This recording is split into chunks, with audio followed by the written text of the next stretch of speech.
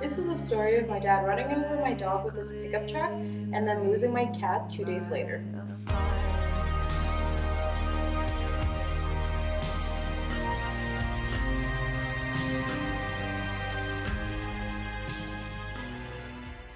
My dad ran over my dog with the pickup truck and then 2 days later my cat got out. I'm cleaning my room and I get this phone call from my dad and I knew right away something was wrong. Julianne, I did something bad. It was an accident, I'm sorry. Turns out he ran over the dog with the truck. I hate pickup trucks. God, anyways, drove all the way to Lachine. There's an emergency hospital for animals there. We're all bawling our eyes out. Have you ever seen a grown man cry? I spend my whole week going to school, heading to the vet at night to go feed my dog, get back home, look for my cat, set an alarm at 4 a.m. to go back outside and look for her. I called in sick for the first time, all I did was cry. I went to my performance class and we had to look in each other's eyes and say, "I see you." "No thanks, I don't want you to see me." "That shit is triggering." I cried. I'm like those videos of Empath. I'm sensing this will be uncomfortable. The dog was getting better every day but no news from the cat. I printed posters and put them into everyone's mailbox, put flyers on everyone's car and stopped people on the street. I became friends with the local bike thief. I became friends with a lot of people in my neighborhood. They all had a lot of sympathy for me. Except for this one lady on Facebook who told me it was my fault my cat had left. People in the comments destroyed her. The local bike thief was gonna keep an eye out for me when I'd leave for Florida. He still calls me. I protested. I put a chair outside and sat in the cold. If my cat had to be cold, so did I. I'm an idiot. I had this weird feeling that something else was going to happen. Everything comes in three. I would wake up feeling anxious, not knowing what the day had for me. I had intrusive thoughts thinking that either my sister or me were going to get into a car accident. I would have her drive the car so I wouldn't be the one to blame if we got into a car accident. Not after the Mini Cooper incident. Accidents happen, not my fault. I drove into the brick wall of my apartment, ha ha ha ha. Anyways, I can't handle stress for jack shit. I spent my Thursday night shaving my armpits and legs. It took me an hour. My father hates my body hair and I didn't want to get into another debate about body hair. You don't shave, so why should I shave? Saturday was fast approaching, which meant I'd be leaving for Florida. They put me on standby. I really didn't mind not going to Florida. It's the state of white trash, serial killers and alligators. The vet calls me before I got onto my flight. "We need to operate your dog. It's gonna be $5,000 if we don't do it. He's gonna die." What are you supposed to say? Let him die. I was reading this book from Chellaman. I heard that him and his GF are absolutely insufferable. Something about making out in a gentrified grocery store in Brooklyn. Finally got on the plane. There was this 40-year-something man that kept looking at me. Could have punched him if I had had enough strength that day. Plane landed. Quebecers tend to clap their hands when a plane lands. Maybe it's a white people thing. No one claps their hands when I bring them their plates at the restaurants, like thanks for doing your job.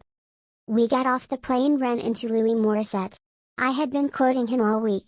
Tu déjà allé au plus profond de toi-même, au plus profond de l'abysse. Got into an Uber, made it to some redneck town on the beach. My dad brought us to this grill place where some old white guys were singing some country music and 80s rock. Cringe.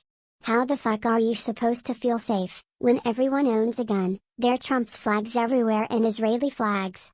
My dad's friends was wearing a Bush shirt. His GF is Chinese and I'm sure he doesn't comprehend why being a Trump fan and having a Chinese girlfriend cancel each other out. You can't not be racist and be a Trump supporter. Like, dude, come on. Yes, so the vet called the next day and the operation didn't go well. We asked my mom to go visit the dog every day and feed him. She goes, "But you know how my mom can be." Starts telling the vet this isn't a good quality of life for the dog, blah blah blah, we should probably put it down. So the vet starts telling us that we should start thinking of euthanasia. What the fuck happened to him getting out, to an easy operation to us having to put him down? My dad spent 2 days repeating, "I'm depressed. I'm depressed, guys. We need to get him home. Mark is gonna come and get him. Alcoholic, drug addict, Mark that stole $300 from you." "Yeah, sure." Anyways, left that redneck town and went to Orlando, My sister and I have been dying to go to Universal's. Don't ask me why lol. We all have stomach issues. Have you heard the saying that hot girls have high BS? So when we got there we went straight to a Whole Foods. I have this internal debate with Whole Foods, like wanting to meet the love of my life there but also not wanting to support Amazon. Jeffrey Bezos has a lazy eye. All the money in the world can't fix it, haha. All this to say that the food in the States is trash. We headed to Walmart after. I bought myself a swimming shirt because I am too white and burn too easily, and also in my 23 years of being on this earth I've never worn a bathing suit. Even when I was a kid I would swim in my father's t-shirt.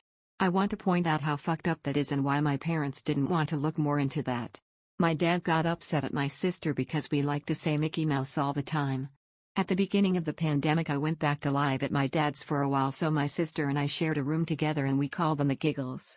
It's this thing we get before going to bed. We start naming all the name of people who are mouses or rat, so naturally Mickey Mouse and Remy are the first ones you think of, but like there's also Mr. Ratburn lol. That's why we say Mickey Mouse, Mickey Mouse, Mickey Mouse. Don't even get me started on the meow meow. We stopped at some ticket place near all the gift shops and chain restaurant. That's where we met Tracy. He was watching Fox News and told us he was happy to see fellow patriots, whatever that means. My dad went along with it. I should have told Tracy he had bad breath and a girl name, but I didn't. The next morning we went to Universal's. I had my overalls on, my swimming shirt which is green, my blue sunglasses plus my fluffy Crocs. My dad hates when I wear my Crocs. Why won't you wear good proper shoes, or else you'll have problems later on in life? You're gonna need a good job. I wear Crocs because they are comfortable for my foot, and you don't need to remind me that I will have problems with my foot. My cut is insane. Shout out to my barber. I already have problems now, that's why I go to the fucking chiropractor once a week because I can't afford physio. We get there, decided to go on the first ride we see, lock up our phones, get stuck in line because the ride had malfunctions. Get back to our phones to see that my mom tried calling me 4 times and the vet called twice. Call back my mom, she starts giving me shit that I should have my phone on me at all times because the dog is not doing well. I am supposed to be at the happiest place on earth. Give me a break, woman. The vet finally calls back. You can't even call the back because they won't answer, so you always need to wait for them to call the back. He's peeing on his wounds, he won't eat. You guys need to put him down or pay $1,300 to have a tube inserted so he will eat. We were the only 3 people crying at Jurassic World at Universal Studios that day.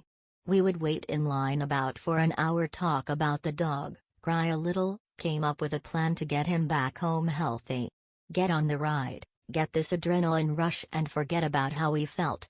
We waited in line to get on the Hogwarts Express. The family in front of us kept on farting, and that's when I saw the cutest kid from afar with her dad. It had me thinking that when my dad brought me to Disney when I was a kid, I didn't have a good time. BC, he yelled at me the whole time. I used to hold my leg like this before we would take a picture. He would tell me to put it down, I'd hold my leg up just before they took the pic. The cycle of crying/being happy continued throughout the day. We ate at Olive Garden that night. I bought my green sunglasses the next day. I finally started reading my book Al Abulov, New Vision. The first chapters are on childhood and the love you should be getting as a child. I went to the old people pool of the resort. I used to always tell my friends, yeah well, my parents are crazy and fucked bu, like they pay for my school and would do anything for me if you were in trouble. Though don't brag about that shit, it's embarrassing. Kids deserve love, and putting your kids through hell by taking them to McDonald's on Saturday mornings isn't love. I was fucking filled with rage that day. We went to some tequila, taco bar that night. After my 3rd margarita I started sobbing at the table. I knew the dog wouldn't get better, that my cat wouldn't come back home, and that someone had talked to her. I cried because I would have to go back to Montreal and face reality, and for the first time in my life I didn't want to fight Buffright instead. My sister started tearing up, my dad tried reassuring me that we would find the cat and everything would be okay. I was drunk, exhausted, and Bellux didn't help that day, or maybe she did, I don't even know. Thursday we went to Disney. Pretty cool, but you definitely need a fast pass. Do you know how expensive it is now? Like who the fuck has the money to pay $200 per person per day? Imagine if you're a family of 5 like you'd go bankrupt. It was brutally hot that day. The wait time was 4 hours for one ride. We waited about 2 hours per ride. I'd keep repeating to myself all day, damn sorry I blew you off. I was doing lunch with Microsoft. I'm sucking off as CEO and did 5 rides in one day. That's ridiculous. We were about to leave and I begged them to wait in line for another ride because I didn't want to leave Disney with only doing 5 rides. We were waiting in line and my sister kept making fun of my eyes twitching. I think it's a thing I do to calm myself down. My friend Anna says I should check into seeing if there's a chance I might be on the spectrum. The evaluation is $1,000. Anyways, yeah, but the eye twitching thing is also because someone stole my glasses, so when my eyes get tired I start twitching at night. I should buy myself some glasses, but I could rather spend the money on Botox than something I actually need. It's so fucking stupid. I have issues. Have glasses or be hot. Easy pick, am I right? I'm joking. I'm taking a break from the Botox. I have this big internal debate, like should I fully accept the bimbo aesthetic and be redefine my femininity, or should I be rejecting my femininity and not altering my looks? Both are rooted in some sneaky misogyny. I spent the last day swimming at the 50+ pool. I love how quiet it is over there, and when you go underwater every sound becomes muffled. All I did was swim, swim and swim some more, until it was 7 p.m. and it was time for dinner time. We had this plan all set for tomorrow: get off the plane, head straight to the vet and get our dog. I begged them to go to a steakhouse. I stopped being a vegetarian last summer and crave red meat all the time. It's weird, I know, but let me lie a little. We had to get up at 4 o'clock the next day for our flight. I hid frosting in my sister's luggage, ha ha ha ha. It's actually not funny. Her bag went beep beep and we left without her. I mean, we left her at security. We got to Montreal. We arrived at customs and my mom called me and told me the vet would not let the dog leave. We got flagged by customs 3 times and got flagged to get tested for COVID. After getting flagged for the 2nd time, that is when I lost patience. I told one of them to go get a real job. Pathetic loser. I'm not big on authority. Our aunt came to get us. We stormed into the vet and waited and waited. My father tried going into the back, but they told him he wasn't allowed. Tried again and got caught. We sat in the waiting room. My father was standing up pacing the room. The woman at the reception had just found out her dog had died. I was in disbelief. She was so calm and collected. As she was hearing about the details of his death, you could see her ability of remaining calm slowly fading, and that's one small tear fell down her cheeks. They called our name and asked us to wait in another separate room. We waited and waited until one of the vet's intern came in but couldn't tell us anything because he wasn't a professional vet yet. Dingbat. He should have not came in. They brought him in and lay him on the ground. I will spare you the details because that wasn't my dog we saw that day. I have rarely loved anything or anyone as much as that dog. I got my dog and my cat the same year when I was 12 years old, and both of them followed me into my adult life and lived with me in my apartment. It was incredibly hard being faced with the reality that he would never be able to walk again. We left without Hunter that day. Weeks passed. As I was closing up the restaurant, I found some weird Christian thing about the afterlife. I have this theory that once you die you become this light thingy and are around your loved ones. You can give them signs you're there, and once you think they will be fine you can leave and start a new life. Sounds crazy, I know. When my sister talks about the dog, we always run into someone walking their beagle. My dad's friend adopted a dog and the dog's name was Hunter. I had a painting class and our professor brought a dog whose name was Hunter. Last Friday, I was training the new waitress and she told me her name was Nini, and I knew then that my cat was dead. Look, as I've told everyone before, I'm an empathy LOL, I can feel these things. I'm joking. My system of belief might be a little cuckoo, but it worked for me. I picture my dog and my cat being these tiny lights just floating in space and time.